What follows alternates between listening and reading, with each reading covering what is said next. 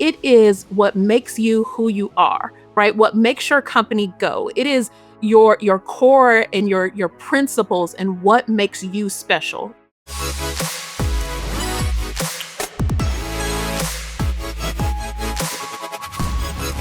Hello, and welcome to Carrier Code, your inside track to the strategies, stories, and leaders driving the trucking industry forward. Today's episode is sponsored by Driver's Legal Plan, CDL Ticket Defense for Professional Drivers, and produced by Bulldog, Trucking's podcast pros. I'm Christy Choice, here with my co-hosts, Justin Copeland and Rocco Marari. How's it going today, guys? Going great today, Christy. I love the topic we've got coming up. I know I say that all the time, but certainly looking forward to this one. It is, with a guest that I know is somebody that is near and dear to us and that we've known for quite some time, especially going back to her working with you there, Christy. So looking forward to this. Oh, heck yeah. Me and Rocco, we just got back from Raleigh for TMC SuperTech. I have barely had an opportunity to catch my breath, but it was a whirlwind of fun, a really, really, really great time. How are you doing, Rocco? You jet lagged or are you just used to this at this point? Guys, I'm great. And I am used to it. But it was, like Christy said, it was a busy, 4 days? I think 4 or 5 days. Mhm. No, for the text, it was probably 5 days. But man, it was just seeing the excitement in the air. It's refreshing. A lot of times, we're going to these shows and all you're hearing is doom and gloom and all that stuff. These techs were so excited to be there, to show what their talents are, to really become a grand champion. It was just so refreshing to be there. So I'm happy we went, got to see some great technicians, got to see a great Heck yeah. champion, and looking forward to today's episode. Yeah, Hey, for sure. I had a question I wanted to ask you guys, right? We've Yeah. talked about the conference scene, so to speak, here in 2025. Yeah. And how things have been down and attendance hasn't been as good. Something like SuperTech. How was that? How was the attendance there? Oh, It was good. It was really good. And what was really nice about this, Justin, it's for the technicians. So everybody came together to really celebrate what they're doing. And even on the future tech side. So this is, people who are in, the junior colleges and so forth. So everybody came together and really embraced that. So the attendance was phenomenal. The energy was phenomenal. It was just exciting to be part of that. Yeah, it was my first year attending and I was just really, really blown away. So I was on the elevator walking over to the convention center and there were two guys who competed in the competition, right? But it was funny. One of them said, "Hey, how'd you do?" And he was like, "Well, it was my first year. I think I didn't do as well as I wanted to do, but it was so, so great. It was a really rewarding experience." And the other one, he put his head down. He was like, "Yeah, I didn't do too good either." But it was so funny because both of them, although, hey, they, didn't walk away having won, they took the experience as being so valuable that they were both like, heck yeah. But I remember the first day at the kickoff reception, somebody said, "Hey, even if you don't do as well as you want to, take this as a learning experience." And it was really cute to see them embody that in that moment and kind of lift each other up. So I thought it was great. I love those little moments though. I live for them. That's awesome. Competitors seeing themselves beyond the competition. That's great to hear. Yep. It is. And so one real good. cool thing, guys, is, it's competition, right? So it's their World Series. And I always root for the underdog there. And there was, coming up to the grand champion on the banquet night, they were going, third, second, first, of course. And third place, they announced, you don't even have to win a station and you can be on the podium. So there's one of the technicians didn't win one station, got called up for third place, and to hear his company, it was like the roar of the crowd when he got called up there. Yes. And that experience, Big it support gives me group? goosebumps. Yeah. It was just such an actually, I'm sitting amazing here kind of getting them a little bit. Yeah. Because, Yeah. this guy, he didn't win any stations. And there's a ton of stations. I can't, 15, 18, whatever it may be. He didn't win one, yet he still placed high enough overall to be on the podium, and he had no idea. So I thought that was just an amazing, amazing time. Now, Rocco has lots of responsibilities at TMC SuperTech. And so while he was running around taking care of his responsibilities, Justin and I had an opportunity to catch up with Marilyn Surber. She is a wealth of knowledge, and we had a really insightful discussion all about generational differences and the ways to have generational synergy in your fleet. It's all about how you communicate these wonderful ideas to all of the people who make things work and keep it moving. All right, let's see what Marilyn had to say. Today, we are so excited for this next guest. We have none other than the Marilyn Surber joining us today. Now, we could talk a whole lot of talk in the industry with Marilyn, but today we are going to really zone into her knowledge and expertise on a very specific topic. Justin, you want to tell everybody what we got going on? Yeah. We've known Marilyn here for a number of years and in a couple different capacities, and now she's over there at Driver's Legal Plan, and she's just got a wealth of knowledge here in the industry. And there was a presentation that she had done for the lead ATA class in Scottsdale at the mid-year management session, talking about the generational gap. And I just thought it was great. We thought it was a great topic to share and really help some of these carriers understand those age gaps that exist within their organization and how to properly communicate with them. And Marilyn, welcome. It's good to have you on. Thank you, guys. Thank you both. I'm so proud of you both with this podcast and Rocco, and I'm proud to be here and talk about all the things. Generational differences and that generational gap is a topic that's near and dear to my heart. I've been talking about it nationally since 2015 and really started talking about it when I worked at MLM Truck Lines, and we looked at the generations. And I'm a millennial. I think, Chris, you both are millennials too, I Yep. think. And we're yeah. if Elder you're looking at the millennials. screen and you're like, these are not millennials, they're old. We are old. Millennials Yeah. are old, right? And so We're getting old. that's right. We've been talking about this since 2015 because that was really the start of when millennials were really making their presence known in the workplace, which was definitely disruptive. And now here we are 10 years later, and, really the Gen Z who are after millennials are kind of making their mark on the workplace. So this topic has started to rear its ugly head again. And so Oh, yeah. and it's so relevant because we have so many different generations in the workplace. And just like we all come from different backgrounds, we have different age groups, right? So we're carrying that little suitcase, we're packing up that baggage of experience every day, and we're bringing it into the workplace. And so that's why it's important to understand the differences and this, that comes with the different generations so that we can empower people, like you said, Christy, in the intro. And as leaders, understanding is really the first, and education is really the first thing. Yeah, absolutely. So, I am one person who I love a good personality assessment. If it's a DISC assessment, the Myers-Briggs, I like the Strength Finders. And a lot of the reason why those type of assessments exist is so that it can help leaders to understand their own communication style and better relate to their team. And I mean, we've seen that in the last few years as well. So if I'm talking to somebody, I can tell them, oh, hey, here's my DISC assessment, or here's my Myers-Briggs, here's my Strength Finders. And I think it helps to have a meeting point, right? A foundation so you can have a good conversation.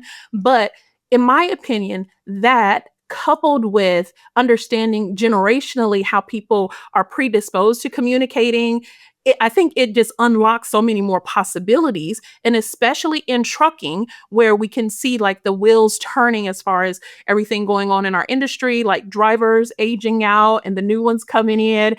We also see a lot of back office changes with new folks becoming excited about the industry and getting into these jobs. So I'm excited to hear what more you have to say. So Marilyn, tell us about the generations. I know some of it is like a sliding scale as we continue on with time. We know that us three here today are millennials, but let's talk about what those different groups are and then shine a light on some of the ways that we can better communicate with those. Yeah. So the first group, the oldest group that's active in the workplace. So we have the silent generation, which is born in 1928 to 1945, right? And so there's maybe some fleets that have some drivers in that group. I did this presentation for our friends at RE Garrison, and they had, I think almost 10 drivers on their fleet. They were part of the silent generation. And so they're still definitely chugging along. But baby boomers, 1946 to 1964, Generation X, which is 1965 to 1980, Generation Y or millennials, which is 1981 to 1996, and then Generation Z or iGens, which is that, the youngest generation in the workforce right now, which is 1997 to 2012. And so when you think about, that's a broad range. And so even if we were to remove the silent generation and say, okay, we don't have a lot of them, but baby boomers, 1946 to 1964, if you think about the world that they grew up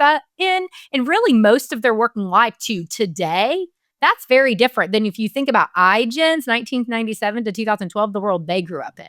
And you have those two groups on the same team, almost probably definitely, right? Because boomers are a huge generation. Huge. Yeah. Just such Go a ahead, difference Justin. in how those different generations have grown up, right? And you mentioned, obviously, yes, we're millennials, and I am so glad that you said Gen Y, because growing up, that's what we knew it as, Gen Y. And then all of a sudden, one day, somebody changed it to millennial. So that took me a little bit to catch on, and being an elder millennial myself, I feel like the millennials, we are the ones that bridge that gap between those two generations. Some of us still grew up very similar, as the Gen Xers did, and with some of those freedoms, some of those responsibilities, things like that. We were the generation that was bringing in the different electronics and cell phones, and even go so far back as to pagers and stuff as well. But now here we are, and we're generally in a position at an organization now where we are helping to balance and bring in some of this new technology. So I feel like that helps bridge that gap between the two groups. Yeah, definitely. And when we think about generations and what unites them, it's the time that they grew up and what was happening in that time and what was normal and some other, and like parenting. And those are really big things. And that really shaped how we are and how we learn and how we communicate. And so we talk about baby boomers, and they had mostly 2-parent households, right? Where mostly the dads went to work, moms stayed home. There wasn't much divorce at that time, or a lot of women working outside of the home. And so those were the societal norms. And they were used to, they came home after school, they had a snack, people had big families, then they went out to play, and then they came home, right? And so that was kind of how they grew up. Then we go to Generation X, and they're the latchkey generation because you have divorces picking up, you have moms going to work, but you don't have daycare yet. And so these kids are coming home, and they're just, they're wearing their house key around their neck, and they're going home with their siblings or their neighbors, and they're, watching MTV, and you have all of that stuff coming out. So that shaped their communication style. And then by the time millennials come along, they have every minute of their life scheduled because both parents are working, and divorce has really picked up. But after school, now you have all these activities. And so there's never any free time, and they're constantly being told what to do. And they take that into the workplace. And then, I think you're right. The millennials really did kind of bridge a gap. And then you have with the technology, especially, right? Because we were native to this technology and brought a lot of come to fruition, right? That's right. Yep. And then you have iGens now, or Gen Z, who are hyper technology, right? And then their communication, they learned more on computers and on phones and on those things. And so that shaped their whole communication style. And so everybody, that's a big piece. Like, how do people communicate? And like, how formal are they? Those are two of the biggest pieces that came from the generations, and they brought those into the workplace. And so millennials came and they brought technology, and they also came and pissed a lot of people off, right? Because millennials, they are. They'll just shake it up. Yeah, they shook it up, and they're not as formal, right? So each generation becomes less formal. So when we think about the silent generation, those are the people who physically built this country. When you look at our interstate and you look at these huge buildings and how our country is set up, that's because of the silent generation. And then when you look at responsible for building the infrastructure, right? That's right. They had to build the infrastructure. And then the baby boomers come along, and they really built corporate America as we know it today, right? And then Generation X, poor Generation X, because they're a small generation sandwiched in between these huge, massive generations. And they came along, and they were kind of just thrown into the mix, and then you have Generation Y, millennials, that's now the largest generation in the workforce. And they are redefining corporate America as we know it today, much as the boomers did, right? But now it's really a redefinition that was spurred really forward by COVID. It was always going to happen, but COVID kind of accelerated retirements of the silent generation and baby boomers, leaving more space, right, for Generation Y, millennials, to move into those leadership roles, right, where they could shape the culture of organizations. And that's what you're seeing now. And when you think about translating that to your fleet. When we talk about what do we need to do to make this relevant for how we recruit and retain and train drivers, I think it's saying there's no one size fits all approach. And so to Christy's point about the DISC or Myers-Briggs or predictive index,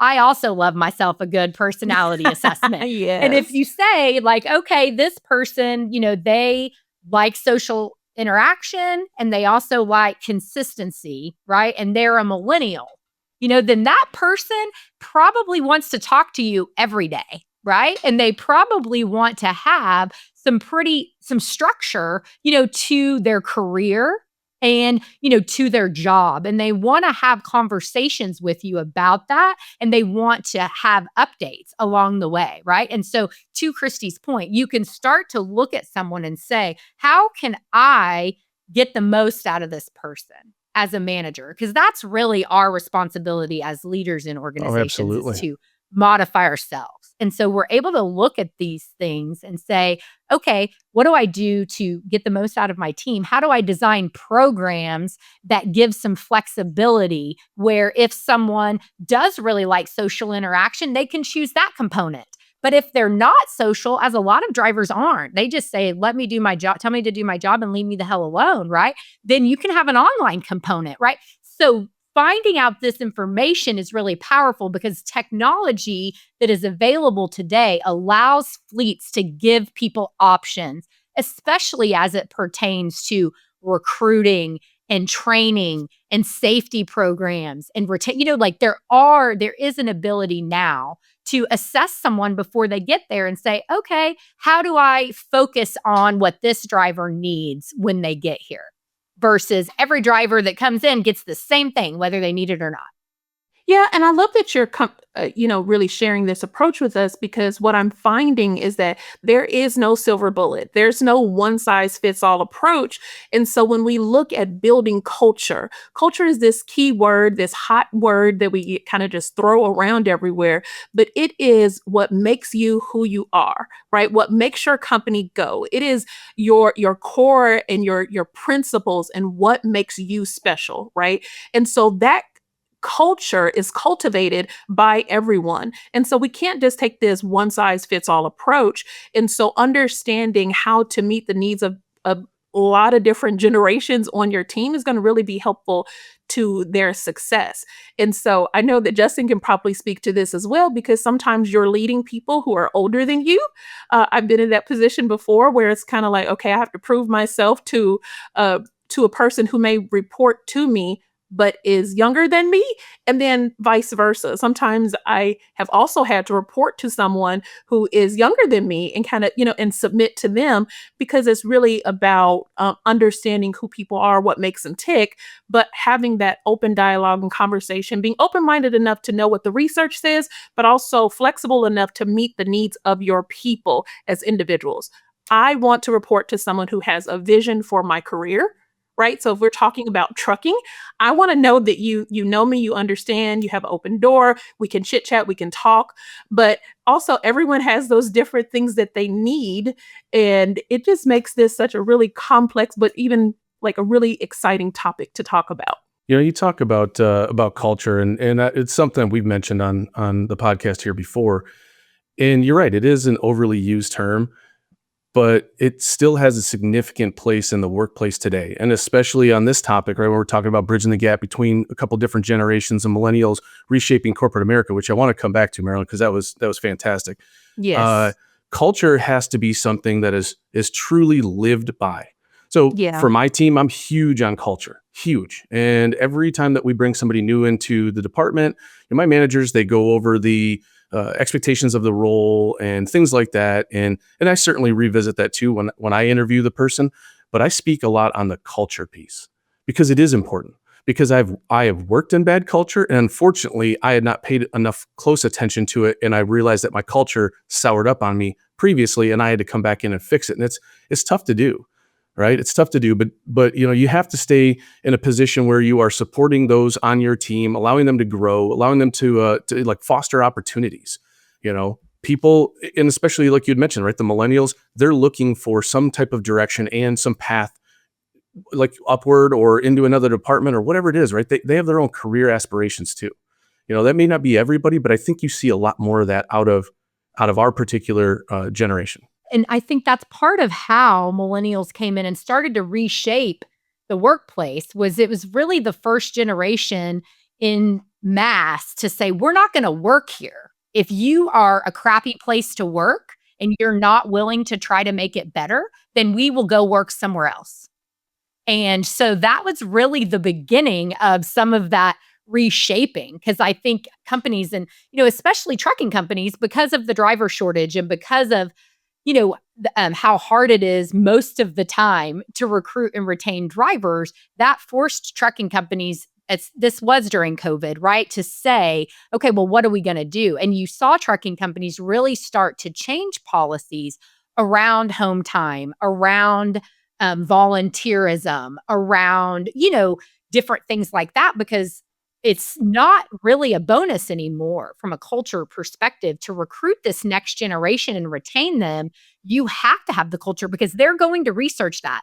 Really having a nice truck and good pay, that's just your baseline to recruit truck drivers, right? That's the You attractor. need to be talking That's about it. something else. That's right. Like you have to have a good culture. You have to be doing these things. And iGens and then Generation Alpha, which is coming up after iGens, they care even more, right? About what their companies do, how sustainable are they, what type of, associations do they have, outside of their company. So again, with each generation, they care more and more about those different things and about culture. You mentioned a couple of times that, COVID helped spur on this change of corporate America. And, was that really just because of the remote work and having to be kind of, self managing? And you think that that's kind of what pushed that forward? Kinda, yeah.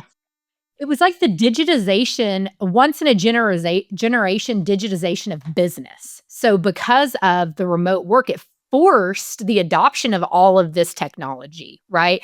And again, millennials stepping up to kind of lead that and push that forward, because businesses who maybe said, oh yeah, we want to go paper, we want to go paperless. We'll do that when we get to it.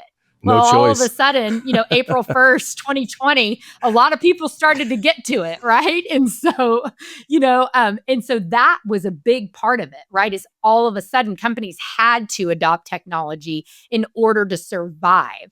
And so they did, right? They did. We saw that. And that would have happened, but it wouldn't have happened so fast. And then, so that combined with the acceleration of retirements, during COVID. And you still kind of see some of that with the way the economy has been after COVID. Well, we're excited to continue the conversation today, talking with Marilyn Surber. When we come back, you're going to receive even more insights here on Carrier Code. Carrier Code is sponsored by Drivers Legal Plan, CDL ticket defense for professional drivers. Hey, Justin from Carrier Code here. I'd like to thank Drivers Legal Plan. They protected my CDL while I was out there on the road. They can protect yours too. It just takes a phone call. It's only $2.98 a week, and they will help protect your CDL. Contact Drivers Legal Plan today and let them defend you like they have me and more than 400,000 other cases. When you need CDL ticket defense, there's only one, Drivers Legal Plan. Call 1-800-580-8789 or visit driverslegalplan.com for your free consultation. Again, that's 1-800-580-8789 or driverslegalplan.com. Now, Marilyn, as we kind of transition, I want you to give the listeners some practical ways that they can incorporate the generational message into their daily practices. Like we talked about culture, we've talked about the differences already, we've talked about how COVID has impacted them, and I think we have some really good ideas of the generations, what makes them different. But what are some practical steps that a manager could take to understand this, and then also, employ some of these in their everyday lives? Definitely. So I think the first thing is to just remember that all generations, want to be appreciated and recognized for what they bring to the table. So whether they're old, in the middle, or young, they still want to be valued for what they bring to the table. And so I think going into every interaction, and sometimes it's hard. I know sometimes it's harder for me than it is others, right? But I think just remembering that, like, okay, everybody wants to be valued and acknowledged, for what they bring to the table. And then I think if we were to say, okay, if you're dealing with a baby boomer and you're not a baby boomer, right? You're probably younger than them. And so it's like, then I think it's definitely you as a manager, appreciate them for their experience. And if you will appreciate a boomer for their experience and ask for their advice or their help, that will get you a long way with a boomer, right? Agreed. With Generation X, they are a get shit done generation. And so if you will remember when you're dealing with that generation, that autonomy is their driving factor. And so if you can remember to give them a project and then let them do it and let them report back to you, report back to me with the updates, and be as hands off as you can, depending on, what the project is or what the program is, you're going to have the best success. They are a generation you can't micromanage. It's something that, I've got a couple of Gen Xers on my team, and just be able to set them on a path and then let their creativity just kind of go. You had mentioned that this topic had been a focus years, starting back in 2015 when you were at Melton Truck Lines. Mm-hmm. Why did it become a focus back then, when I don't think it was on very many other people's radar? So I was a millennial at Melton Truck Lines. And when I think I was 29 or 30 when I started looking at this in 2011. And so it became a focus to me, if I'm being honest, because it was just kind of looking around as a source of like, why are things kind of this way? And it's like, well, there's not very many young people around Right. here, And like at the time, and Melton is a big carrier, and they were a big carrier then. I mean, they had about 1,000 trucks in 2011. And at the time, there were 3 office people that were in their 20s. And I think I was I was like 28 or I was 29, I think, at the time. And so there was only 3 of us. And even as drivers, I don't remember, obviously it was more than 3, but there wasn't a huge percentage, And so that's how big of a difference there was. When you think about millennials now, is there was 3 at 1,000 truck fleet in the office, And so that was really what sparked it. And so then I started putting it together, and we started talking about it internally, and I got involved with some associations and brought it up. And it was like, it just became, and it was relevant across a lot of other industries at the time too. But I think that was part of it, is like, there was a really big recruiting shortage, if you'll, back then at the time, around then. And so I think it was just like all hands on deck of what do we got to do, to recruit more drivers. And this came up. Yeah, a lot of us are so passionate about seeing the industry thrive and continue that we know that we need that infusion of younger people to give us that creative boost that we need to help us stay on the cutting edge with technology. And really, it's an all hands on deck situation. No, So it I is. completely understand. Like, we need it all. Yeah. We need it all. Right. Because together, now we're talking less about just generational expertise and understanding the generations, but now we're talking about generational synergy, how to use each of those generations to really further your mission and your goals, right? Because working together helps us move it farther, faster than working, just in the same ways we've always done things. Yeah, 100%. When we're all rowing in the same direction, then we're definitely going to row faster. And that recognition helps us, helps you get there, So I think, I'll finish up some practical knowledge for Generation Y. If you're managing them, I think that's going to be, frequent feedback and, and recognition of work, right? Everybody wants to be recognized. And so having those check-ins, but definitely, millennials, I think out of all the age groups are the ones that want the most frequent communication. And so again, doing that is going to help you get the most, information you can. Get the best work out of a millennial.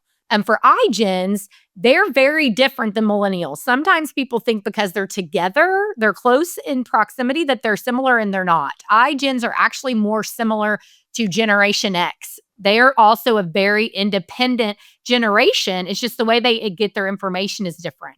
So I think if you can remember with iGens, they were born on YouTube. They are Oh, researchers. They know how to find anything, I've right? got a And teenager so just like that.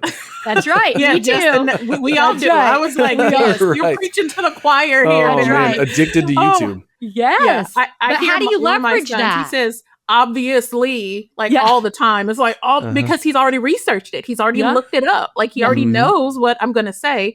And some of that whole, I told you so, or I already know. It's annoying, but again, leaning into it because that is Mhm. how they were raised, right? Right. With a tablet in their hand and knowing tablet even in their before they hand. could walk and talk Yep. how to use technology. And Yep. it's pretty astounding.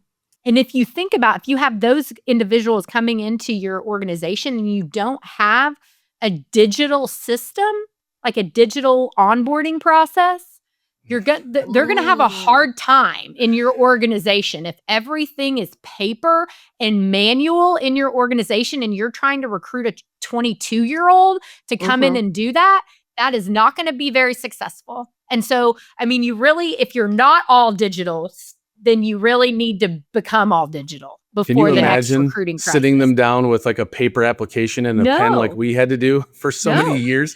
I But mean, there's trucking companies still even through doing it. adulthood. I know. Exactly, right? Like Yeah. so it's 2025, right? People need to be modernizing and updating their systems, as you had previously mentioned. And I know most businesses are doing that, and maybe they're just a little bit behind, and they're slower than others because it's a bandwidth or revenue issue or something like that to bring in some of these new systems to help streamline their entire processes. But yeah, man, I think it would almost be fun to watch one of these iGens sit down with a paper application and just try to fill it out and just be like, well, what am I supposed to put here? Right. Like, there's not a click here and autofill. Yeah. No, Yeah. there's So not. go through your recruiting process and make sure it's not too many steps. Because again, I mean, I'm a millennial and I know I'm not going to click through 2 or 3 times. iGens are certainly not going to. And so you need, look at your digital process and make sure it is streamlined, because just because it's digital doesn't mean it's streamlined, right? It has to be both. Well, Marilyn, thank you so much for being on the Carrier Code podcast. It is an honor for us to say that we had the Marilyn Surber on Carrier Code podcast talking today about all things generational. This has been such an insightful conversation, and we are just thrilled to be able to partner with you for this. Thank you guys for having me, the Justin Copeland and the Christy Choice. Oh my gosh, how fun. This is great. All right. Thanks again, Marilyn. And there will be more with Justin, Rocco, and I when we return. Want even more Carrier Code? Visit us online at carriercodepodcast.com and follow us on socials at Carrier Code Podcast. Don't forget to like, follow, and subscribe. That's how we keep the conversation going.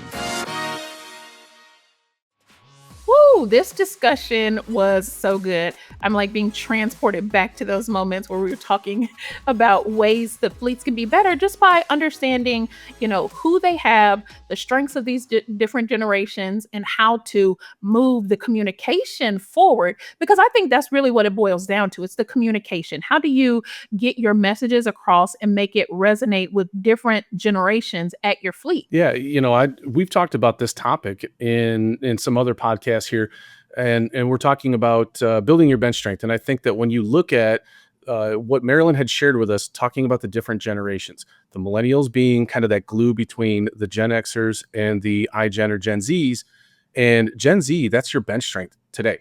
So I think for our listeners out here, you need to look internally, look at what you have, and identify some of the younger talent and start building them now. It's good for you. It's good for the organization. It's good for this industry. Yeah, Justin, you're 100% right there. As a carrier, you got to be forward thinking, right? So by listening about the generational gaps, that's going to bring everything full circle here. So now, the old saying was, well, it's always been done like that.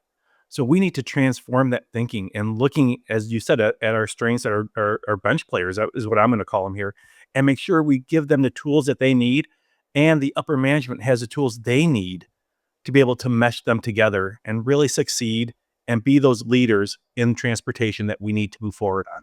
Absolutely. So, Carrier Code podcast listeners, we want to hear your feedback. Email us at knowthecode@carriercodepodcast.com to weigh in on this discussion. Okay, Hey guys, I'm thinking of a time that I was on a panel recently and I was there to talk about AI technologies, having a really, really good conversation. And I was up there, and I guess I'll say that I did look the youngest of the other panelists.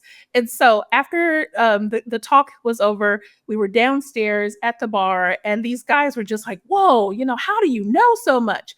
Again, they're assuming that I'm a lot younger than I am. And I was like, do I just like break it to them right now? But again, I think they thought because I was young that, oh, technology, like you're on the cutting edge because you're one of those young ones, right? But it was really funny how sometimes we make these assumptions, but it goes back to what Marilyn was saying about the younger generation having, they were raised on tablets, they were raised with technology, and everything we do now is technology focused. So you got to lean into it. Absolutely. I mean, if you were to ask like our kids, I know Christy, you and I have some kids that are close around the same age. My son grew up with YouTube.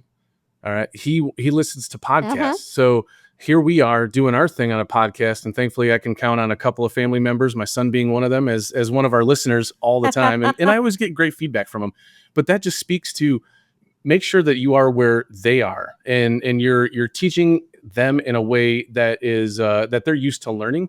So, while Marilyn didn't exactly touch on that, we did a little bit, but understand how those generations actually consume and learn, what type of feedback. She did mention that the type of feedback that they need, and again, it just goes right back into the bench strength thing. Now, speaking of the podcast, or not podcast, but the conferences, and your comment about the conference, for everybody out there, we're going right back into conference season. Obviously, you just heard that Christy and Rocco were down there at SuperTech, which was amazing.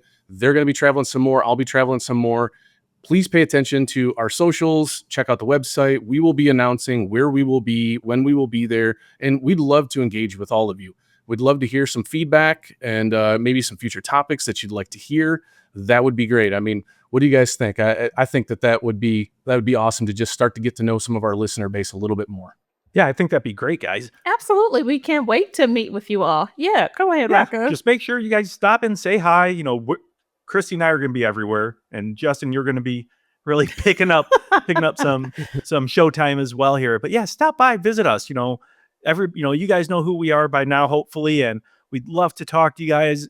Interact, and really, like Justin said, this is for you guys. So let us know what you want to hear about. What you want us to talk about. We'd love to chat and catch up. All right. Well, thanks again, Marilyn Surber, for joining us. We had a really, really great discussion with you, and we cannot wait to hear from you again. Carrier Code is sponsored by Drivers Legal Plan, CDL Ticket Defense for Professional Drivers, and produced by Bulldog, Trucking's Podcast Pros. New episodes drop every week, so be sure to like, subscribe, and follow so you never miss an episode. You can listen on your favorite podcast platform, watch on YouTube, or visit us anytime at carriercodepodcast.com. You'll also find us on all the social channels at Carrier Code Podcast. Thanks for joining us, and until next week, I'm Christy. I'm Justin. And I'm Rocco. And this is Carrier Code.